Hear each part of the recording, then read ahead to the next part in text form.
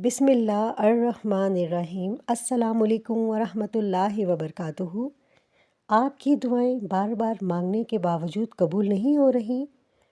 क्या आप किसी ख़ास मकसद के लिए परेशान हैं? शादी, रिस्क, नौकरी या बीमारी? तो आज मैं आपको एक ऐसा अमल बताने वाली हूँ जो अगर यकीन के साथ किया जाए तो अल्लाह के हुक्म से 24 घंटों में भी असर दिखा सकता है। लिहाजा इस वीडियो को आखिर तक ज़रूर देखें।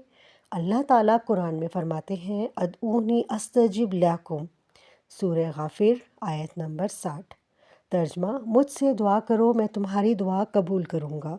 और एक और जगह अल्लाह फरमाते हैं, वइज़ा सालका इबादी अन्नी फ़इन्नी करीब, सूरह बकरा आयत नंबर 186। तर्जमा, और जब मेरे बंदे मेरे बारे में पूछें तो मैं करीब हूँ, यानी अल्लाह हमसे दूर नहीं, वो हमारी हर दुआ सुन रहा है। ये वजीफ़ा जो मैं आपको बताने वाली हूँ इंशाअल्लाह मददगार साबित होगा। शादी, निकाह में रुकावट, रिस्क और नौकरी, कर्ज से निजात, बीमारी से शिफा, हर किस्म की परेशानी। अब वो ख़ास अमल सुन लें। वजीफ़ा नहायत आसान है। सबसे पहले 3 मरतबा दरूद इब्राहिमी पढ़ें, फिर 441 मरतबा सूरह इखलास पढ़ें, आखिर में दोबारा 3 मरतबा दरूद इब्राहिमी पढ़ें। शर्त यह है कि एक ही नशिस्त में मुकम्मल करें। दिल में अपनी हाजात रखें, मुकम्मल यकीन के साथ पढ़ें। वक्त की कोई पाबंदी नहीं, दिन में भी पढ़ सकते हैं, रात में भी। सूरह इखलास की फ़जीलत ये है, सूरह इखलास के बारे में हदीस में आता है, सही बुखारी, ये सूरत कुरान के 1/3 के बराबर है।